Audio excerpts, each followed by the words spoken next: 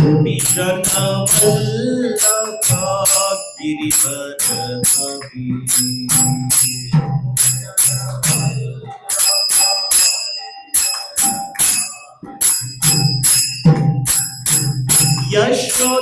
यशोदानंदना ब्रज जनरंजना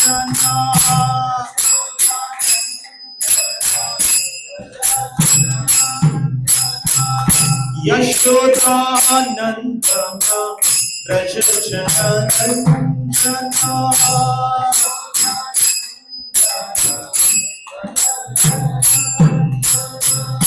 यमुना तीरवनचरी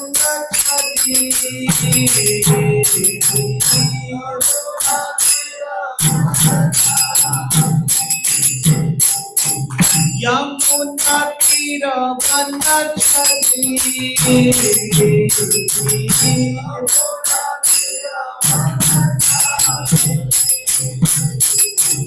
जय राधा माधव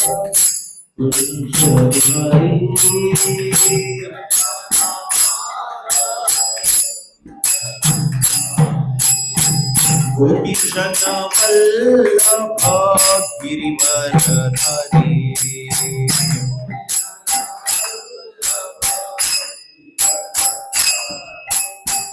जय राधा माधव कुंज विहरी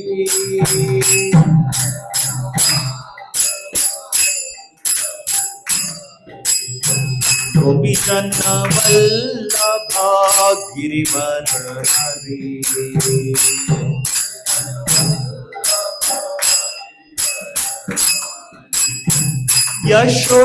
यशोदानंदना ब्रज जनरंजना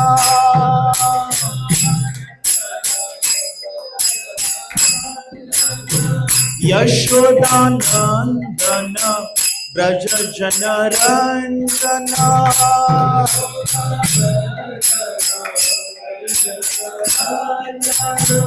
यमुना तीरवनचरी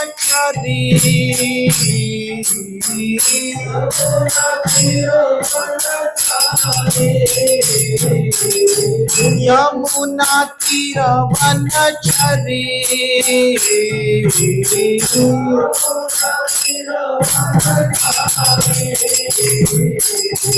जय राधा माधव बिहारी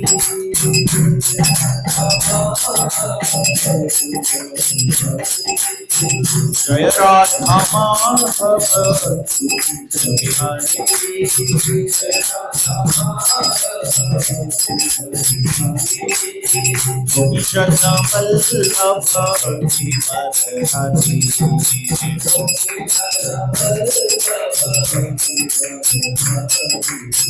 गोपीजन वल्लभा गिरिवरधारी गोपीजन वल्लभा गिरिवरधारी यशोदानंदना ब्रज जनरंजना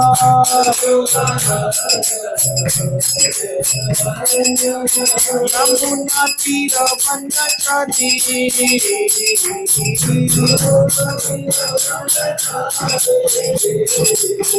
यमुना तीरवनचरी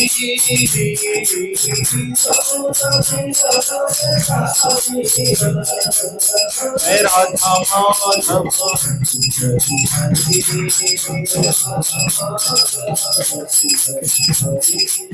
जय Radha Madhav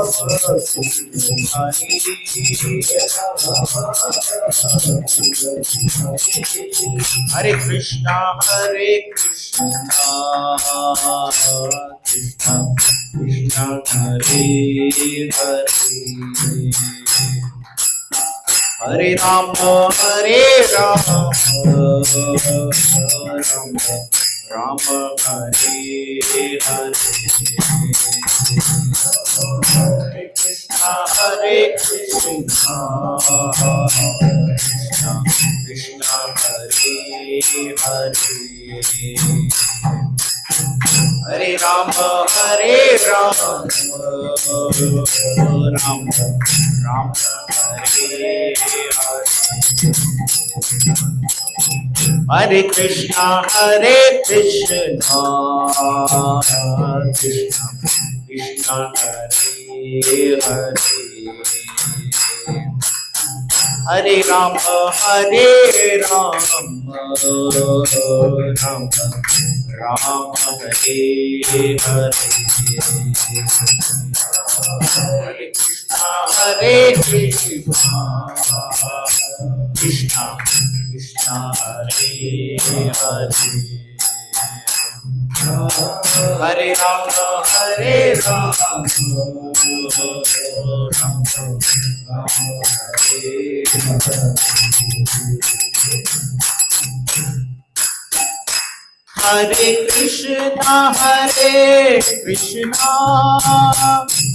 Krishna Krishna Hare Hare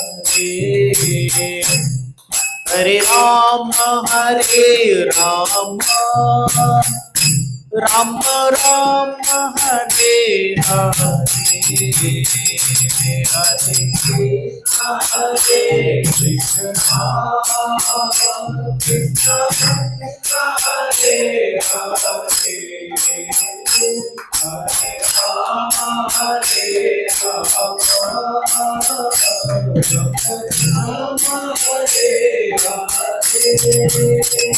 Hare Krishna Krishna Krishna Hare Hare Hare Ram Hare Ram Ram Hare Krishna Krishna Krishna Hare Hare Hare Ram Ram Ram Hare Hare Hare Krishna Krishna Hare Hare Hare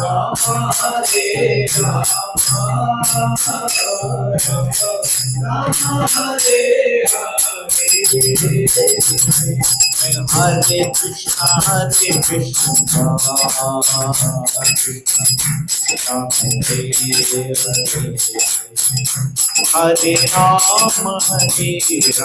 Krishna Krishna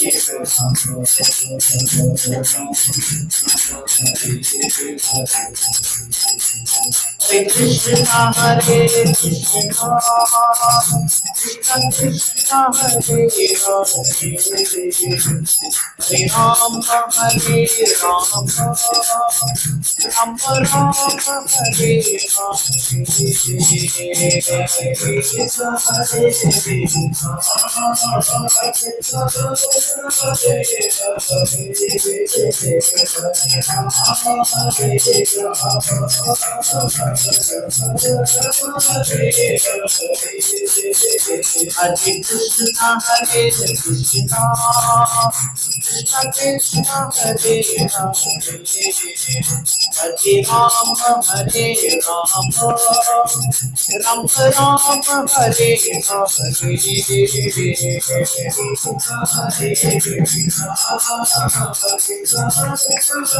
Hare Hare Hare Rama Ram Ram Hare Hare Krishna Krishna Krishna Hare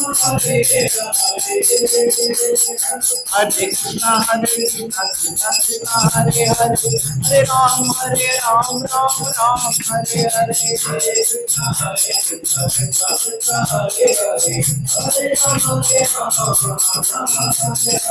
Hare Krishna Hare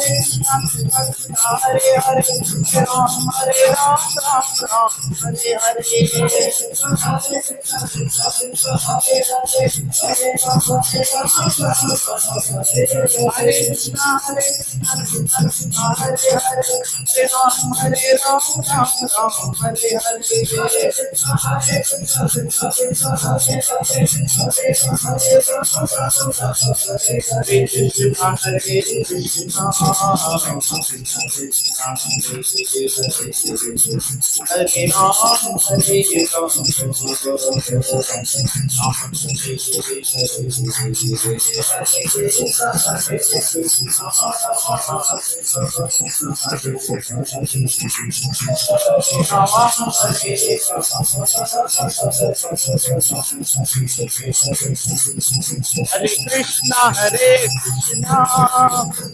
Krishna, Krishna Krishna, Hare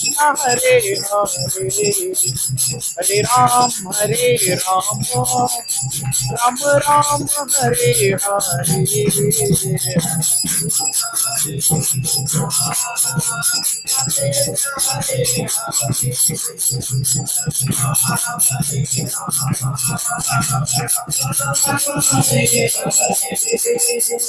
Krishna, Krishna Krishna, Hare Hare, Hare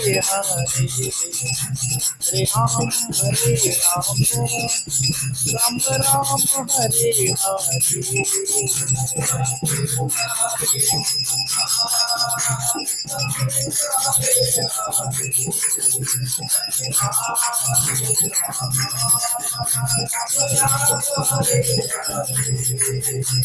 जय राधा वृंदावन चंद्र, राधा वृंदावन चंद्र, श्री राधे।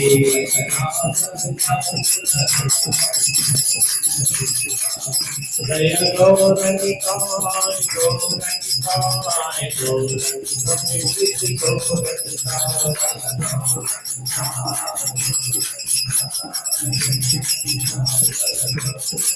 जय प्रभुपद, जय प्रभुपद, प्रभुपद, जय प्रभुपद।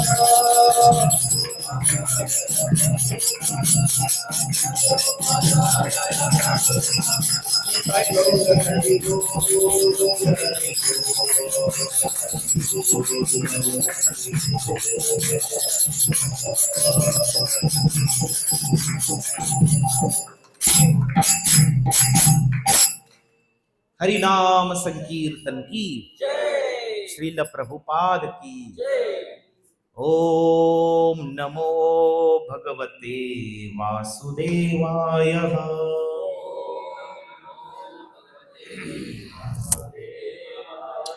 ओम नमो भगवते वासुदेवाय।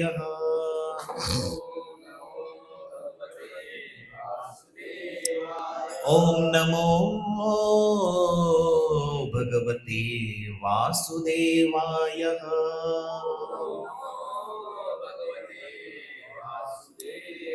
नारायणं नमस्कृत्यं नरं चैव नरोत्तमं देवीं सरस्वतीं व्यासं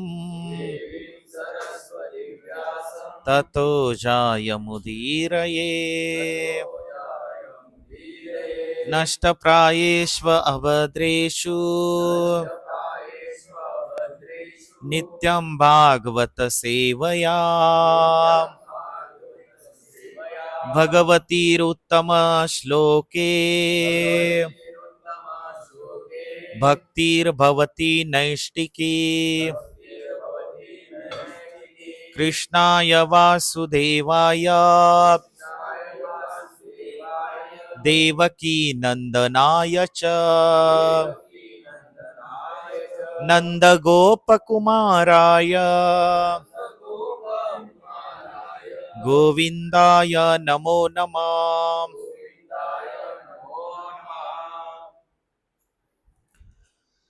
ओम अज्ञानतिमिरन्धस्य ज्ञानाञ्जनशलाकया चक्षुरोन्मिलितं येन तस्मै श्रीगुरवे नमः। श्रीचैतन्यमनोभीष्टं स्थापितं येन भूतले स्वयं रूप कदा मह्यं ददाति स्वपदान्तिकम्। वन्देऽहं श्रीगुरोः श्रीयुतपदकमलं श्रीगुरून् वैष्णवांश्च श्रीरूपं साग्रजातं सहगण रघुनाथान्वितं तं सजीवं साद्वैतं सावधूतं परिजनसहितं कृष्ण चैतन्यदेवं श्रीराधा कृष्णपादान् सहगण ललिता श्रीविशाखान्वितां च नमो विष्णुपादाय कृष्णप्रेष्ठाय भूतले श्रीमते भक्तिवेदान्त स्वामिनिति नामिने नमस्ते सरस्वते देवे गौरवाणी प्रचारिणे निर्विशेष शून्यवादी पाश्चात्य देशतारिणे नमो महावदन्याय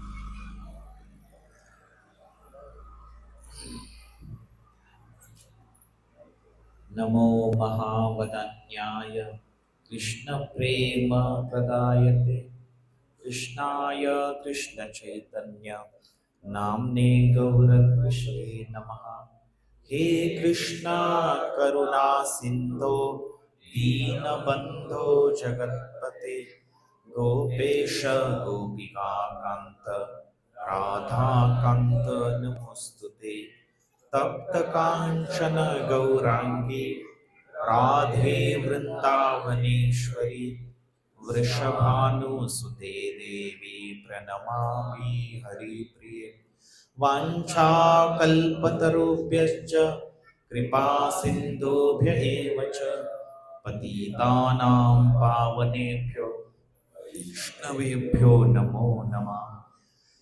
जय श्री कृष्ण चैतन्य प्रभु नित्यानंद श्री अद्वैत गदाधर शिवासादि गौर भक्तवृंद हरे कृष्णा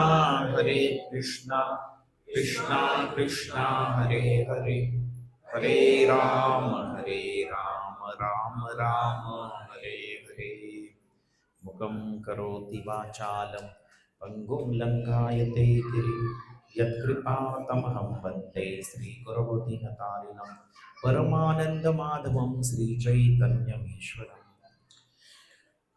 हरे कृष्णा। तर पुरुषोत्तम योग 15वा अध्याय काढा सर्वांनी. आपण सर्व श्लोकांचं पठन करणार आहोत आधी, मग आपण आजच्या भगवद्गीता क्लासवरती चर्चा करू. अध्याय 15 पुरुषोत्तम योग, परमपुरुषाचा योग.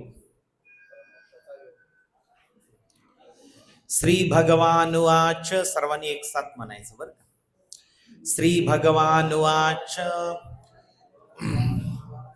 एक साथ माझ्या सोबत म्हणा.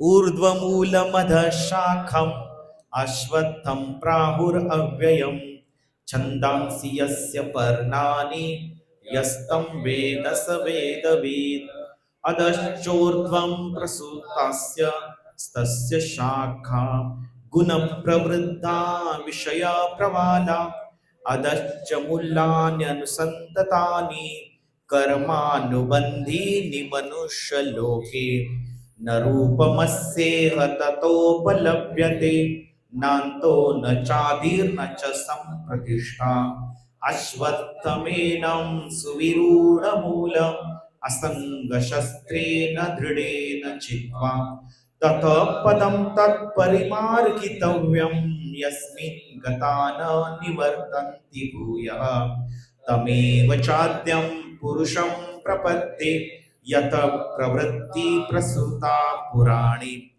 निर्मानमोहाजितसङ्गदोषा अध्यात्मनित्या विनिवृत्तकामा द्वन्द्वैर्विमुक्ता सुखदुःखसज्ञैर्गच्छन्त्यमूढा पदम् अव्ययं तत् न तद्भासयते सूर्यो न शशाङ्को न पावकः यद्गत्वा न निवर्तन्ते तद्धाम परमं मम ममैवांशो जीवलोके जीवभूतः सनातनः मनषष्ठानीन्द्रियाणि प्रकृतिस्थानि कर्षति शरीरं यद्वाप्नोति यच्चाप्युत्क्रामतीश्वरः गृहीत्वैतानि संयाति वायुर्गन्धानि वाशयात् श्रोत्रं चक्षुस्पर्शनं च रसनं च घ्राणमेव च अधिष्ठाय मनश्चायं विषया अनुपसेवते उत्क्रामन्तं स्थितं वापि भुञ्जानं वा गुणान्वितं विमूढानानुपश्यन्ति पश्यन्ति ज्ञानचक्षुषा यतन्तो योगिनश्चैनं पश्यन्त्यात्मनवस्थितं यतन्तो अपि कृतात्मा नो नैनं पश्यन्त्यचेतसः विगतं तेजो जगद्भासयते अखिलं यच्चन्द्रमसि यच्चाग्नौ तत्तेजो विद्धि मामकं गामाविश्य च भूतानि धारयाम्यहमोजसा पुष्णामि चौषधी सर्वा सोमौ भूत्वा रसात्मकः अहं वैश्वानरो भूत्वा प्राणिनां देहमाश्रितः प्राणापानसमायुक्तः ये पञ्चाम्यन्न चतुर्विधं सर्वस्य चाहं हृदि सन्निविष्टो मत्तः स्मृतिर्ज्ञानम् अपोहनं च वेदै च सर्वैरहमेव वेद्यो वेदान्तकृद्वेद्विदेव चाहं द्वामिमो पुरुषौ लोके क्षरक्षाक्षर एव च क्षरः सर्वाणि भूतानि कूटस्थोऽक्षर उच्यते उत्तमः पुरुषस्त्वन्यः परमात्मेत्युदाहृतः यो लोकत्रयमाविश्य बिभर्त्यव्यय ईश्वरः यस्माक्षरमतीतोऽहम् अक्षरादपि चोत्तमः अतोऽस्मि लोके वेदे च प्रथितः पुरुषोत्तमः यो मामेव सम्मूढो ज्ञानाति पुरुषोत्तमः सः सर्वविद्वजाति मां सर्वभावेन भारत इति गुह्यतमं शास्त्रम् इदम् उक्तं मया नघ एतद् बुद्ध्वा बुद्धिमान् स्यात् कृतकृत्यश्च भारत हरे कृष्णा कृष्णा कृष्णा हरे हरे हरे राम राम राम हरे हरे.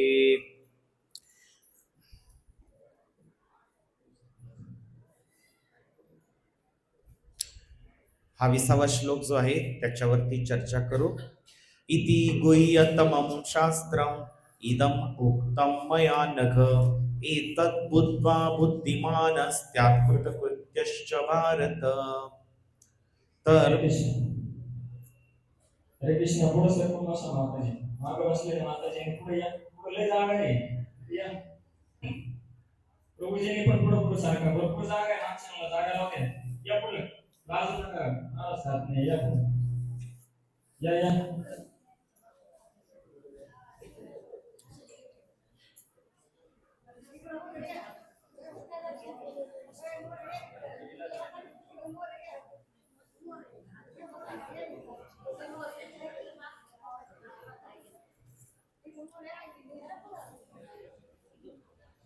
हरे कृष्ण.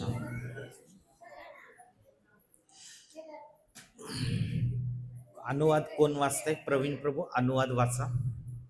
माईक घ्या.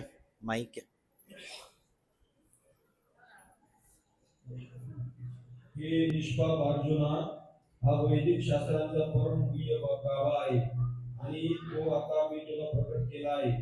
हे सत्य जाणणारा मनुष्य बुद्धिमान होतो आणि त्याने प्रयत्न पूर्णत्वास जातात. तात्पर्य पहा.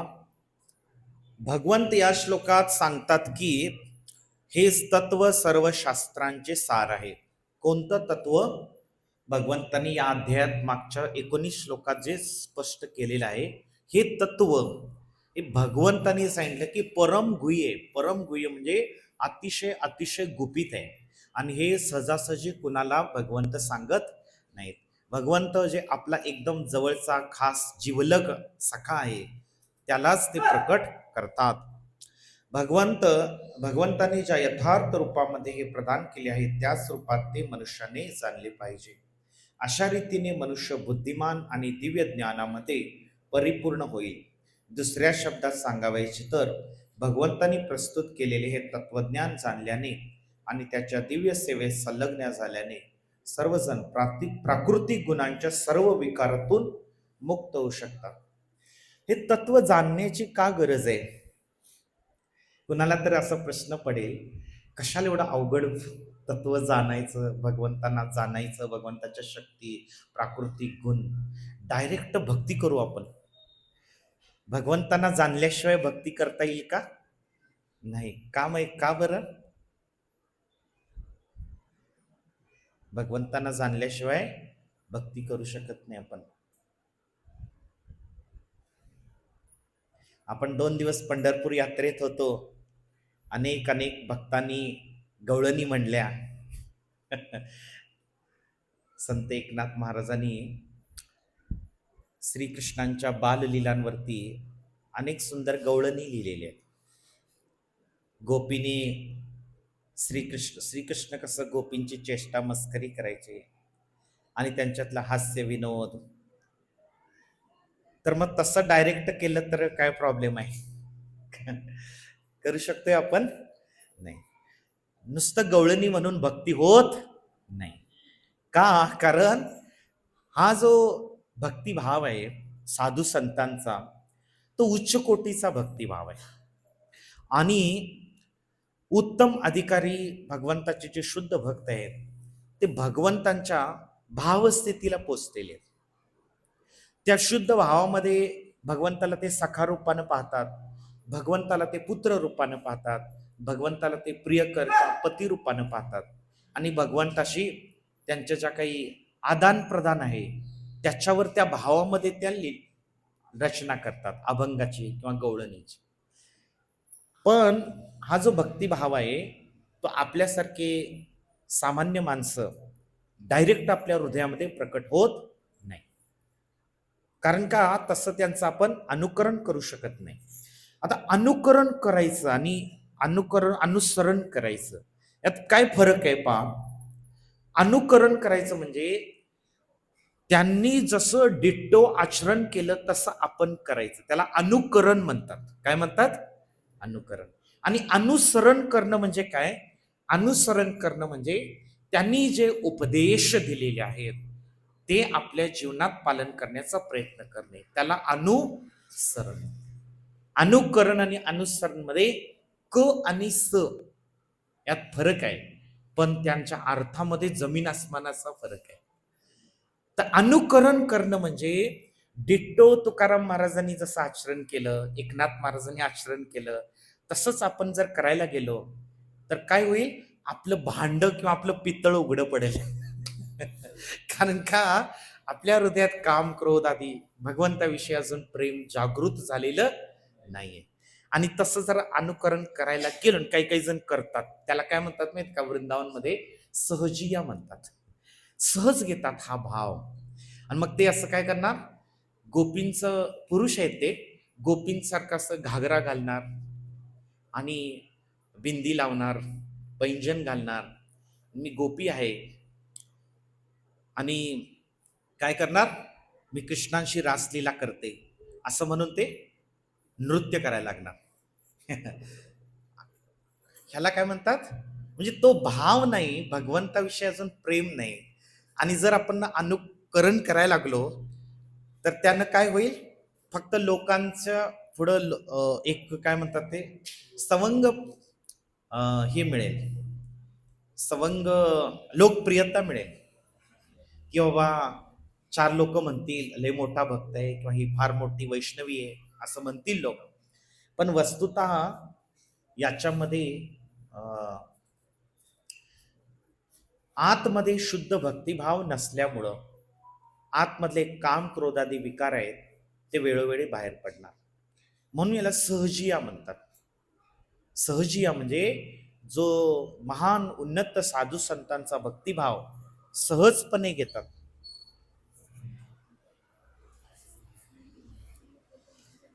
महान उन्नत साधू संतांचा भक्तिभाव जे सहजपणे घेतात त्यांना सहजिया भक्त म्हणतात. आणि हे सहजिया भक्त खूप सारे आजकाल उपजलेले आहेत, म्हणजे पहिल्यापासूनच आहेत. ते काय करतात? भगवंताचे लीलांचं अनुकरण करतात, कधी कधी महान भक्तांचा भाव अनुकरण करतात, पण त्याच्यामध्ये त्रुटी काय आहे? असं नाटक जास्त वेळ करू शकत नाही. अनुकरण करण्याचं नाटक जे आहे, मी लई मोठा भक्त आहे, ते काही फार काळ चालत नाही. कारण विषय समोर आले की लगेच मनातले विकार उफाळून येतात. अनुसरण करणारा व्यक्ती कधी पण चांगला. आणि अनुसरण कराय का? तर जसं साधू संतांनी जनसामान्य लोकांना हळूहळू त्या स्तरावर येण्यासाठी उपदेश केलेले आहेत, त्या उपदेशांचं पालन आपल्या जीवनात आपण केलं पाहिजे. जसं तुकाराम महाराजांनी सांगितलेले काही उपदेश आहेत, ते पालन केले पाहिजे. प्रभुपादांनी सांगितलेले उपदेश आहेत, चैतन्य महाप्रभूंनी सांगितलेले उपदेश आहेत, भगवान कृष्णाने गीतेत सांगितलेले हा उपदेश आहे, त्याचं काय केलं पाहिजे? पालन केलं पाहिजे. जसं भगवान कृष्णाने या ठिकाणी सांगितलेलं आहे, तुम्ही सर्वांनी म्हणा, सिद्धांत बलिया चित्ते नाकर आलस, इहा हैते कृष्णे लागे सुदृढ मानस. तर चैतन्य चरितामृत मध्ये असं सांगितलेलं आहे की सिद्धांत बलिया चित्ते, सिद्धांत चित्तामध्ये धारण करण्यास आळस करू नको. ना कर आलस, आळस करू नको गीता वाचायला, भागवत वाचायला, समजून घ्यायला, जिज्ञासा करायला, प्रश्न विचारायला. का? तर हे सिद्धांत, तत्व आणि हे ज्ञान हे धारण केल्यानंतर तो मनुष्य, त्याची मानस म्हणजे मन, कृष्णामध्ये त्याची मती दृढपणे स्थापित होते. अजून तो भक्तिभाव लई लांबचा आहे आपल्यासाठी. भक्तीमध्ये पण खूप प्रकार आहेत बरं का. आता आपण पण भक्त आहोत आणि प्रभुपाद भक्ती सिद्धांत ठाकूर असे मान वैष्णव पण भक्त आहेत. पण भक्ता भक्तामध्ये काही फरक आहे का नाही? तर भक्तीमध्ये फरक आहे. भक्ती एक साधना भक्ती आहे, एक रागानुगा भक्ती आहे, एक भाव भक्ती आहे आणि एक प्रेमा भक्ती आहे. तर ह्या चढत्या क्रमानं भक्ती करत जायचं आहे. तो भक्तिभाव हळूहळू हृदयामध्ये स्थापित व्हायला लागतो आणि प्रफुल्लित व्हायला लागतो, दृढ व्हायला लागतो. आणि मग त्या भक्ताचं स्मरण जे आहे ते प्रगाढ व्हायला लागतं. 24 तास तो श्रीकृष्णांच्या स्मरणामध्ये राहू शकतो. आता आपलं जप करायला बसलो तरी मन लागत नाही. स्मरण करण्यासाठी संघर्ष करावा लागतो भगवंताचं. म्हणून आपण हे साधन भक्ती का दिलेली आहे? आपल्यासारख्या नवसाधक म्हटले. आपण कोण आहोत? नवसाधक. भक्तीच्या क्षेत्रातले नवीन नवीन ऍडमिशन झालेले आपण विद्यार्थी आहोत. आणि साधू संत हे त्या PhD केलेले आहेत, ते साधक नाही आहेत, त्यांनी साध्य प्राप्त केलेलं आहे. आपल्याला साधन दिलेलं आहे, त्यांनी साध्य प्राप्त केलेलं आहे. साधन काय दिलेलं आहे? चैतन्य महाप्रभूंनी तो शुद्ध भक्तिभाव प्राप्त करण्यासाठी हळूहळू साधना करायला सांगितलेली आहे. उगाच आपलं मोठेपणा दाखवण्यासाठी त्या भाव भक्ती दाखवायची समाजाला काही गरज नाही. जे आहे ते आपण स्वीकार करावं. आपल्यामध्ये जर भक्तिभाव नाही आहे तर काय हरकत नाही, महाप्रभूंनी आपल्याला स्वीकार केलेला आहे. महाप्रभू म्हणतात, जो एकदा जरी कृष्ण नाम उच्चारतो तो वैष्णव आहे. एकदा जरी ज्याने आयुष्यात कृष्ण नाम उच्चारले तोही वैष्णव आहे. सगळेच वैष्णव आहे. पण उगस उच्च कोटीचा भक्तिभाव असल्याचा आव आणू नये. तर त्यासाठी काय दिलेले?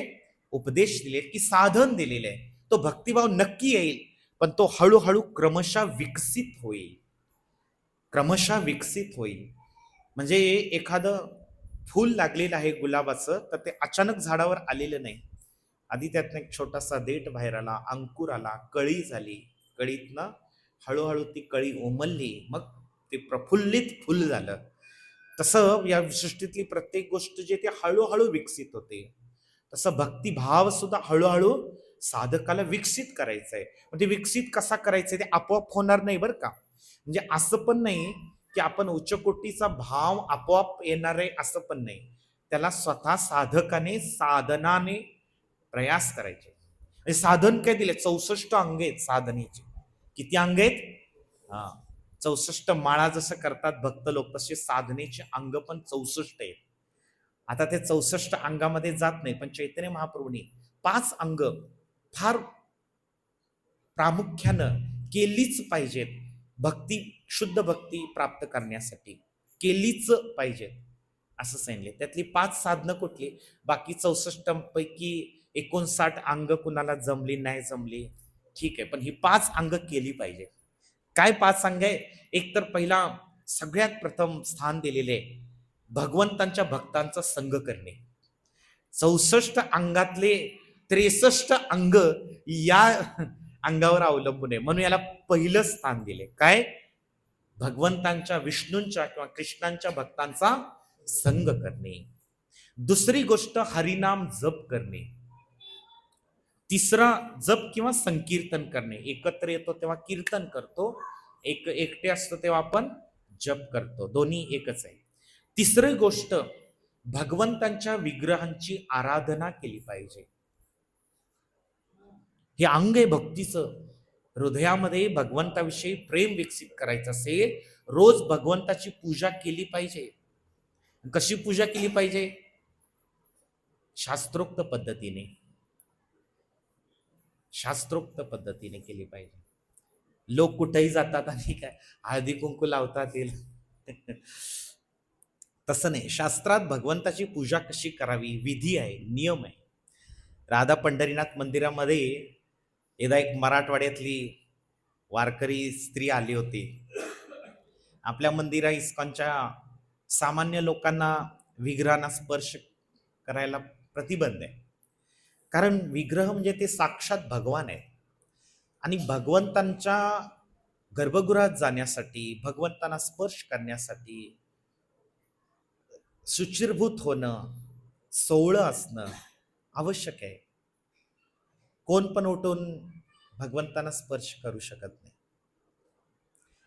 ती एक स्त्री जे भोळा भाव होता तिचा बिचारीचा, ती ते जे बॅरिकेड आहेत त्यावर ढेंग टाकून आत का म्हणाली नाही नाही ते राधा राणीला तुम्ही कुंकू लावलं नाही, ते कुंकू लावणार मी कुंकू का लावलं नाही? तर भगवंतांची पूजा करण्याची काही विधी सामान्य लोकांना माहित नाही. त्यांना वाटतं की कुठं जाऊन हळदी कुंकू लावलं म्हणजे पूजा झाली. तसं नाही. भगवंतांना काय ऑफर करायचं आरतीमध्ये, जसं आता आपले प्रवीण प्रभू आरती करतात, त्याचा क्रम ठरलेला आहे. अगरबत्ती, पंचारती, मग शंख, अर्घ्य, रुमाल, पुष्प, चामर, पंखा हे शास्त्रात दिलेले आहे. हरिभक्ती विलास म्हणून भगवंताची पूजा कशी करावी याचे शास्त्र लिहिले सनातन गोस्वामीने. साधकासाठी काय काय नियम आहेत साधनेचे, त्यात एकादशी पालन, एकादशीला काही चालते काही नाही, तिथपासनं ते रोजच्या जीवनामध्ये काय साधकानं दिनचर्या कशी पाहिजे हे सगळं त्यात दिलेलं आहे शास्त्र सनातन. एक तुम्हाला जर एक शुद्ध वैष्णव बनायचं असेल तर हे साधनेची अंग हळूहळू जीवनात आणली पाहिजे. अर्थातच हे संघामुळेच होणार, ते आपोआप घरी बसून होणार नाही. तर सांगायचं तात्पर्य काय? पहिलं अंग कुठलं? साधू संघ. दुसरं हरिनाम जप आणि संकीर्तन. तिसरं भगवंतांच्या विग्रहाची आराधना. चौथं आहे श्रीमद भागवत अध्ययन, वाचन, श्रवण. आणि 5वं अंग काय दिलं असेल? भक्ती, शुद्ध भक्ती प्राप्त करण्यासाठी 5वं अंग दिले श्रीधाम वास, किंवा स्पेसिफिकली आणखी दिले व्रजवास. व्रजवास म्हणजे कुठल्या धामाचा वास? वृंदावन धामाचा वास. कारण गौडी वैष्णव आचार्य राधाराणीच्या अनुगत्यामध्ये चालणार आहे. राधाराणींचं धाम कुठले? बोलो वृंदावन धाम की. व्रजभूमी किंवा वृंदावन म्हणतात. वृंदावन हे वैष्णवांना अतिशय प्रिय आहे, कारण ते धाम राधाराणींना अतिशय प्रिय आहे. म्हणून धाम ही जी काही संकल्पना आहे ना, इतर वैष्णव परंपरेमध्ये, पद्धतीमध्ये त्यांना तितकंसं माहीत नाही. पण चैतन्य महाप्रभूंनी धाम महात्म्य साधकासाठी एक उच्च कोटीची साधना म्हणून दिलेली आहे. ज्याला कृष्णाविषयी आकर्षण आहे थोडं जरी, ज्याला राधाराणींच्या विषयी, राधाराणींच्या भक्तीविषयी आकर्षण आहे, स्वाभाविक वृंदावन म्हटल्याबरोबर त्याच्या अंगावर रोमांच उभे राहणार. वृंदावन धाम हे कृष्णापासून भिन्न नाहीये. वृंदावन धाम हे राधाराणींचं हृदय आहे. आणि कोणतंही धाम असं म्हणत नाही की वृंदावनच, का तर त्या धामामध्ये भगवंत साक्षात येऊन तिथं स्थित झाले, त्यांनी आणि ते धाम त्यांनी आध्यात्मिक जगातनं आणलेलं आहे. म्हणून त्याला भूवैकुंठ म्हणतात, भौम वृंदावन म्हणतात. तसं तर कृष्ण मग लोक म्हणतील चराचरात सगळीकडे, हो चराचरात सगळीकडे आहेत, पण स्वतः व्यक्तिशः कृष्ण चराचरात हे कसे आहेत माहितीये का? ते अव्यक्त रूपात आहे. अव्यक्त म्हणजे प्रकट नाही आहेत, अव्यक्त रूपात आहे. पण धामामध्ये कृष्ण सव्यक्त आहे, स्वतःच्या रूपामध्ये तिथे आहे. म्हणून धाम वास हे भक्तीचं मुख्य अंग दिलेलं आहे. आपल्याला त्याचं महत्व वाटत नाही. असं नाही की आपल्याला धाम म्हणजे चला आपलं जाऊन काहीतरी आंघोळ पिंगोळ करून या, असं नाही, एवढाच अर्थ नाही. ते धामात का जायचं आहे तर धामामध्ये गेल्यानंतर एरवी 12 महिने दुनियादारी सांसारिक विषयामध्ये जे चित्त आपलं मन अडकलेलं आहे, ते मन धामात गेल्यानंतर ऑटोमॅटिकली अनायासे म्हणजे काही प्रयास न करता भगवंताच्या नाम गुणरूप लीलामध्ये तल्लीन व्हायला. कारण तिथले जे काही आध्यात्मिक वातावरण आहे, तिथल्या अनेक वैष्णवांचे जे साधना आणि भक्तीचं मूळ जो काही प्रभाव आहे, तिथं केलेल्या भगवंतांनी लीलांमुळं ते धाम जे ते बाह्य दृष्टीने जरी नश्वर दिसत असेल, हॉटेल गाड्या आणि जनावर आणि हे असं दिसत असलं तरी ते धाम शाश्वत सच्चिदानंद वैकुंठ धाम आहे. आणि त्यामुळे साधारण जीवात्मा जरी तिथं गेला तरी त्याच्यावर त्याचा प्रभाव व्हायला. म्हणून धामवास जो आहे तो धामवास भक्तीचं अंग सांगितलेलं आहे. जर तुम्हाला खरोखर धामाविषयी आकर्षण वाटत असेल तर नक्कीच तुमच्या हृदयामध्ये भक्तिभाव विकसित होत चाललेला आहे.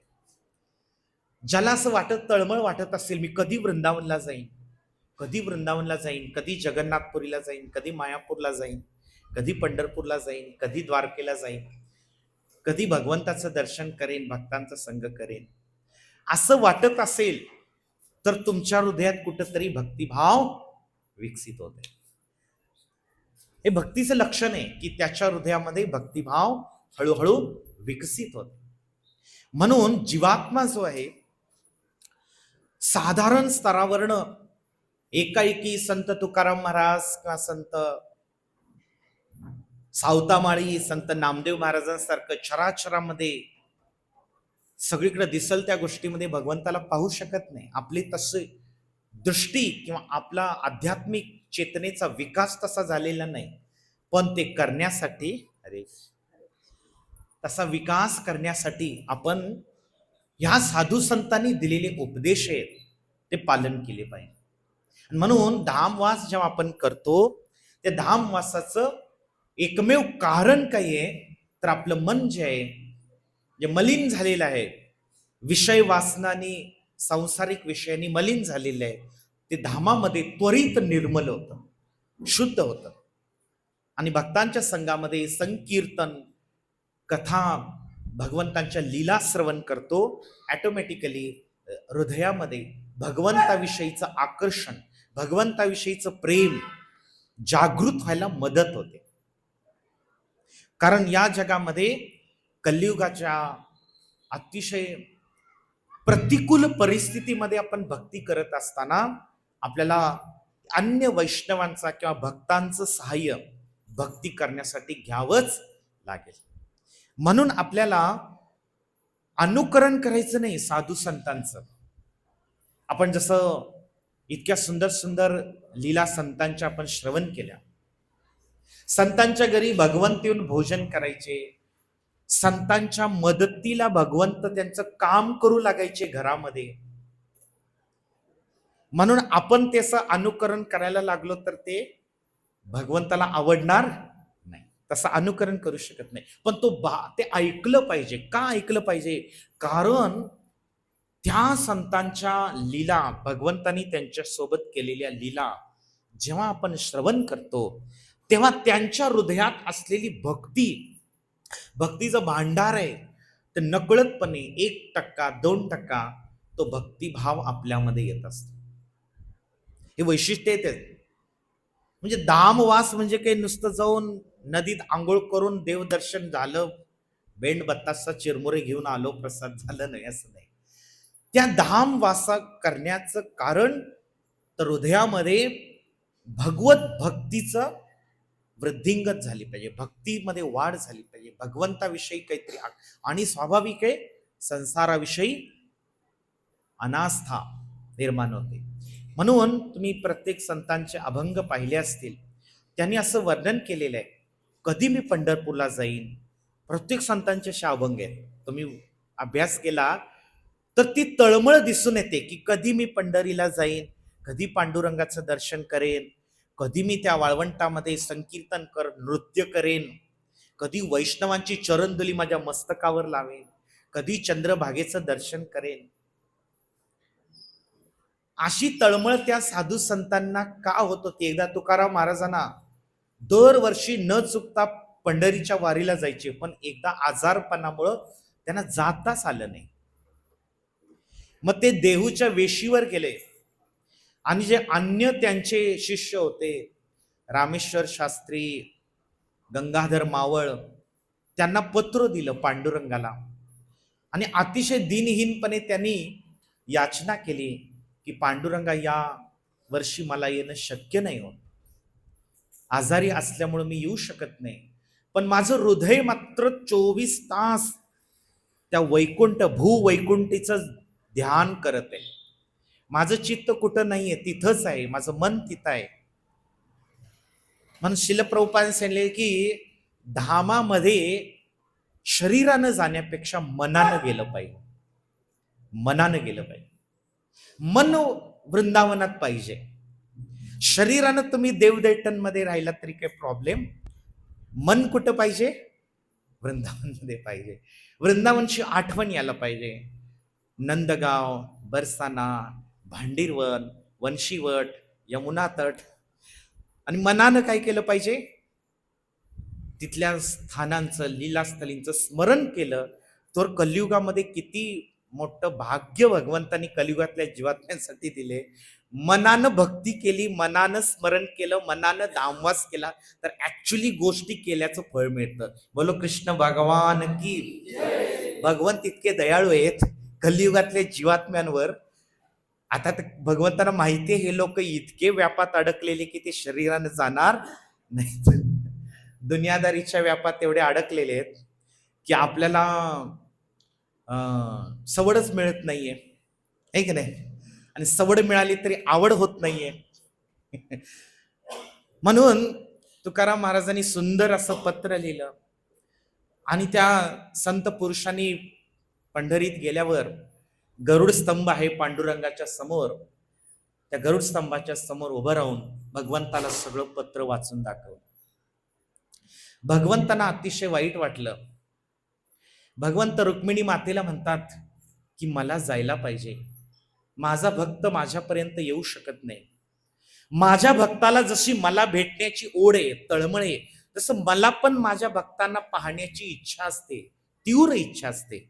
आणि ते जर नाही आले तर मला काही करमणार नाही, मी जातो. रुक्मिणी माता मला थांबा, दुसरा एक पर्याय आहे, वारी आहे, आषाढी वारी आहे, लाखो लोक तुमच्या दर्शनाला येत आहेत, त्यांना सोडून तुम्ही कसं जाणार? आपण एक काम करू, तुमचे गरुड वाहन आहेत त्यांना पाठवू. गरुड वाहन काय करतील? तुकाराम महाराजांना अलगदपणे इथं घेऊन येतील. मग तुकाराम महाराज भगवंत गरुड वाहनाला आमंत्रित करतात. गरुडदेव लगेच विशाल पंख झेपावत देहू गावाच्या वेशीवर येतात. तुकाराम महाराजांना दंडवत प्रणाम करून म्हणतात की पांडुरंगाने आपल्याला निरोप दिलेला आहे, मला त्वरित तुम्हाला घेऊन येण्यास पंढरीला विनंती केलेली आहे, तर कृपया काय करा, तुम्ही त्वरित माझ्यावर विराजमान व्हा. मी काय करतो, तुम्हाला अलगदपणे लगेच पंढरीसी नेतो, भगवंताच्या समोर उभा करतो. तेव्हा तुकाराम महाराजांचा जो नम्रतेचा भाव आहे तो किती उच्च कोटीचा आहे, हे शिकण्यासारखी गोष्ट आहे. काय शिकायचं आहे संतांच्या शिकवणीतून, आचरणातनं? तर ते म्हणतात की बाप रे बाप, माझ्यासारख्या दिनहीन शूद्राकडून असं धाडस कसं बरं होईल? जे स्थान माझ्या स्वामींच्या साठी आहे त्या स्थानावर बसण्याचं धाडस माझ्यासारख्या साधारण व्यक्तीकडून कसं बरं शक्य होईल? किती त्यांच्या मनाचा मोठ, भगवंतानी त्यांना आपलं वाहन पाठवलेलं आहे, पण ते म्हणतात की नाही, जे स्थान माझ्यासाठी पूजनीय आहे, तुम्ही गरुड देव भगवान विष्णूंचे वाहन आहात, भगवान विष्णूंच्या साठी तुमचा विराजमान होण्याची ती जागा आहे, मी एक साधारण तुच्छ जीव आहे, मी कसं काय ते स्वीकार कर? गरुडदेव वापस गेले, भगवंतांना सांगितलं, भगवंत त्वरित पंढरपुरातनं देहूला आले. विचार करा, म्हणजे हा जो भक्त आणि भगवंताच्या मिलनाची जी आतुरता आहे त्याला शास्त्रात लौल्यम म्हटले, लालसा थोडक्यात.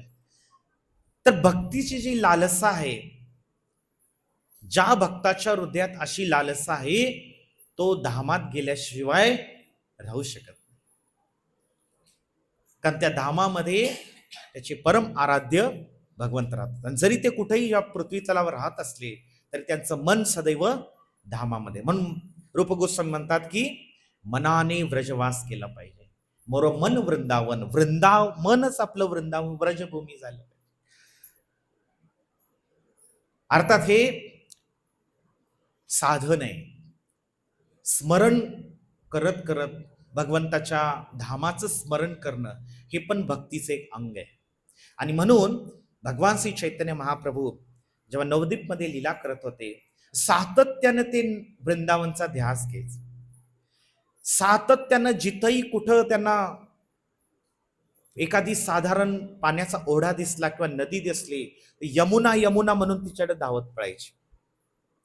जगन्नाथपुरीमध्ये समुद्राला पाहून महाप्रभूंना यमुनेची आठवण झाली, ते जगन्नाथपुरीमध्ये धावत धावत गेले, यमुना हे समजून यमुनेत उडी मारली आणि जाऊन एका कोळ्याच्या जाळ्यात अडकले. आणि त्या कोळ्यानं पकडल्यावर त्याला असं वाटलं की एक मोठा मासाच मिळाला का काय मला. खुश झाला फार, आनंदानं तो घ्यायला गेला मासा, त्याला टच केल्यावर भगवंत होते भावविभोर स्थितीमध्ये, राधा राणी कृष्णाच्या विरहामध्ये.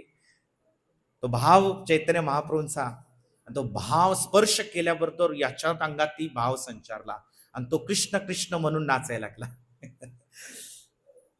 तर कृष्ण प्रेम हे संसर्गजन्य आहे. ज्याच्या हृदयात कृष्ण प्रेम आहे, ज्याच्या हृदयात शुद्ध भक्ती आहे, तो दुसऱ्याला भक्ती देऊ शकतो. म्हणून शास्त्रामध्ये अशा शुद्ध भक्तांचा संग, त्यांची सेवा, त्यांचं वचन श्रवण करायला सांगितलेलं. संघ पण दोन प्रकार, एक वपू आणि एक वाणी.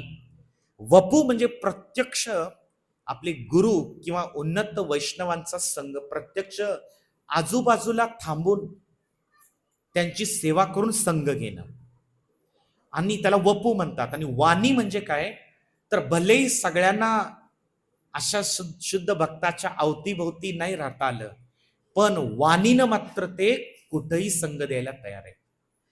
फक्त तुम्ही कुठेही असा त्यांची वाणी श्रवण करत राहा. तुम्ही काय करतात, वाणीचा संघ करा. म्हणून प्रभुपाद म्हणाले एकदा की त्यांना एकाने विचारलं की तुम्ही गेल्यानंतर या भक्तांचं काय होणार?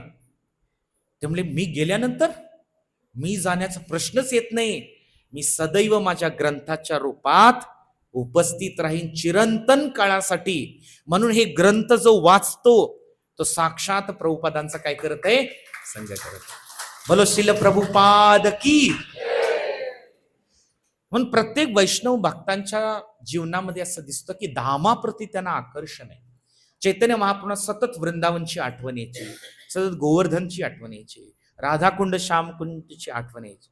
जसं प्रभुपाद सुद्धा ज्या वेळेला कलकत्त्यामध्ये असं लहान शाळकरी मुलगा होते 10-12 वर्षाचे, तर कायम ते शाळा सुटली की घरी न जाता रेल्वे स्टेशनवर जायचे. कशाला? जगन्नाथपुरीला जाणारी ट्रेन किती वाजता आहे? का तर त्या वयात ते जाऊ शकत नव्हते, पण ते ओढ इतकी होती की जगन्नाथपुरीला कधी जाईन, कधी जगन्नाथांचं दर्शन करेन. तर प्रत्येक साधू संतांच्या अभंगामध्ये, रचनामध्ये मी पाहिलं की धामाप्रती त्यांना प्रचंड आसक्ती आहे. आणि ही धामाप्रती जी आसक्ती आहे, ती आसक्ती ज्याच्या हृदयात जागृत झाली, त्याची ही जी भवासक्ती आहे, माझं गाव, माझं घर, ती आसक्ती कमी कमी होत जाते. नाहीतर ही आसक्ती तशी जात नाही. लोकांना आपल्या गावाप्रती लई आसक्ती असते. माझं गाव आहे, त्यांना गाव सोडून दुसरीकडे कुठे गेले की परत कधी येईन गावात. ते कुठेही गेले तरी त्यांचं मन गावातच असतं. ती आसक्ती काही कामाची नाही. धामाप्रती आसक्ती पाहिजे.